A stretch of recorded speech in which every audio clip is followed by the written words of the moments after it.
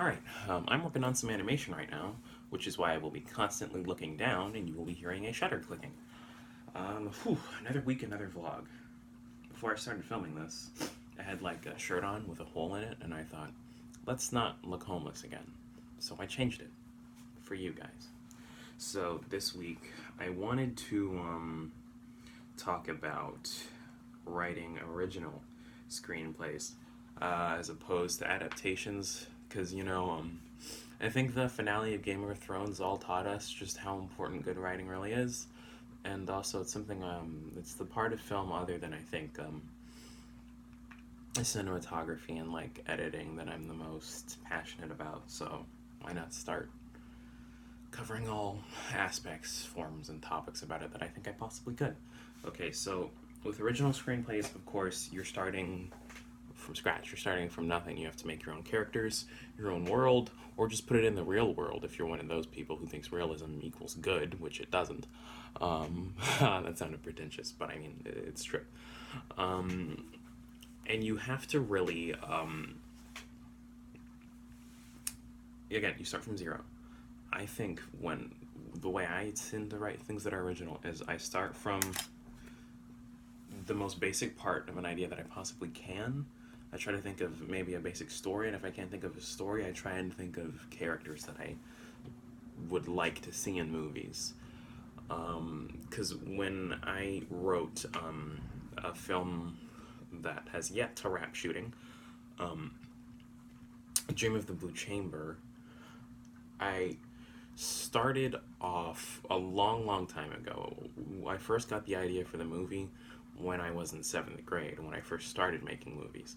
And the idea behind it was based on the story I'd heard about a classical musician who he fell in love with another artist, so the woman. I don't remember either of their names. She was like a dancer, I believe.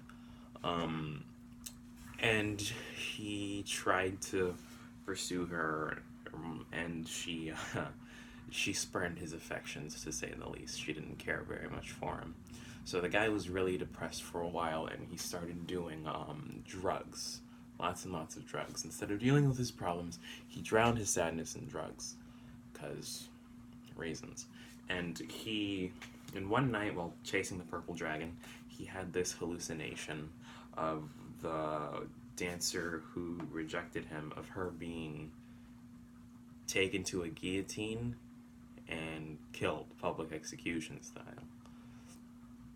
So listening to that, I thought I'd make a film that used that premise as a starting off point, completely and totally fictionalizing the events, not using the names, because I would have remembered the names at the time, and creating a kind of a stalkery thriller-ish type film. That's what I was thinking of doing. But I wrote the script. I realized I didn't have the people for it, the resources that I wanted, really anything to make it, to even shoot it, not even shoot it and have it actually be good. I couldn't shoot it at all. So I wrote that idea down in a really big orange notebook that I used to have. I actually might still have it. I'm gonna go looking for it.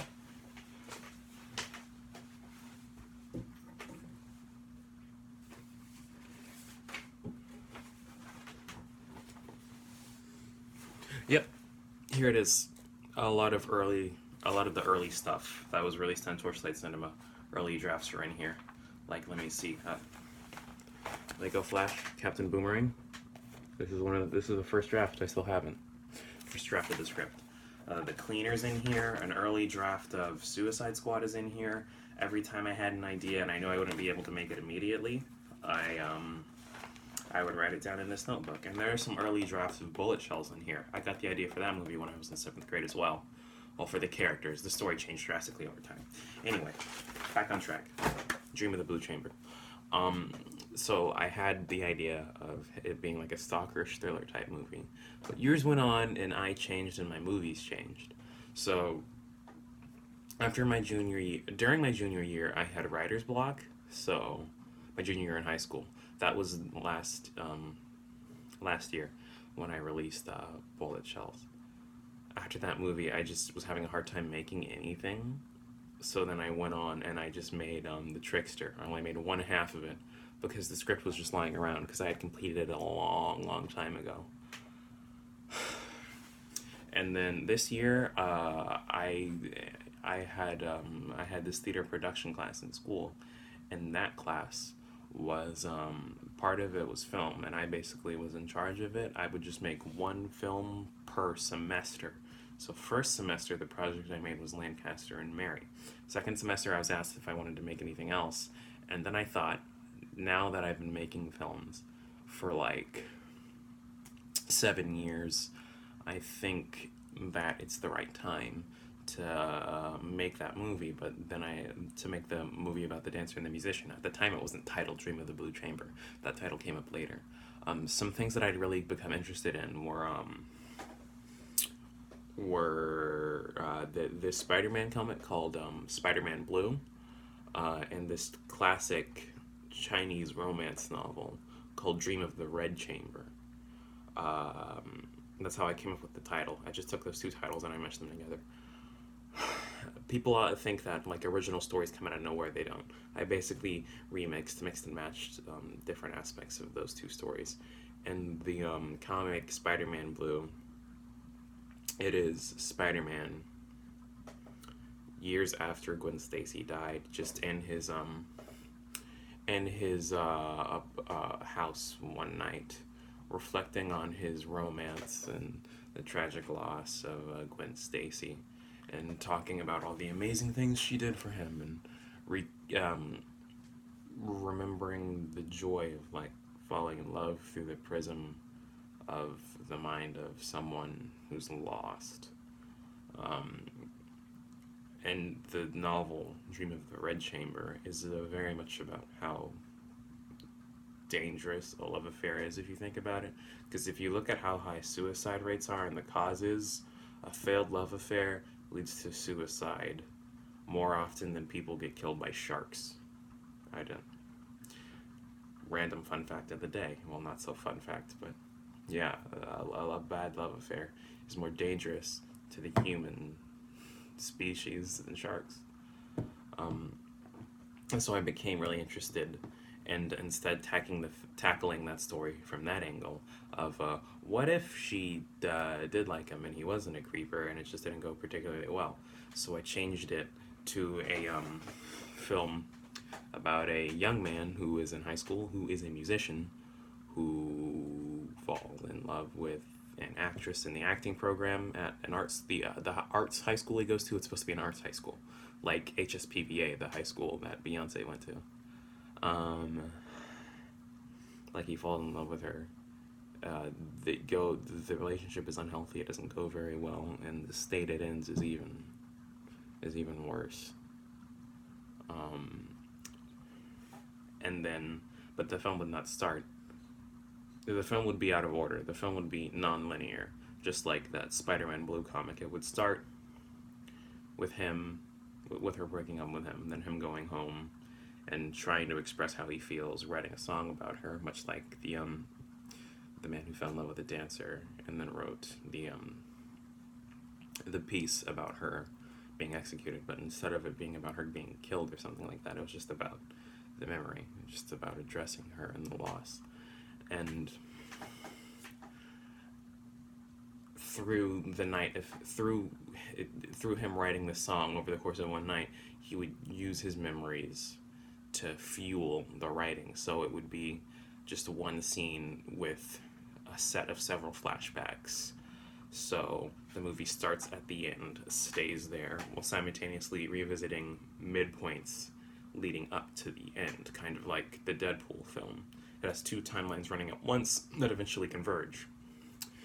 And at the end of the film, when my musician, Edgar, the character's name is Edgar, finishes his song, he sees the girls calling him.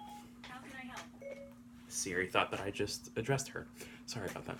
The girl calls him, he just lets his phone ring. He does not answer her. But he sees she left a voicemail, he picks it up, he listens, she apologizes for everything that's happened, but says she doesn't want to get back together, and then that is the end.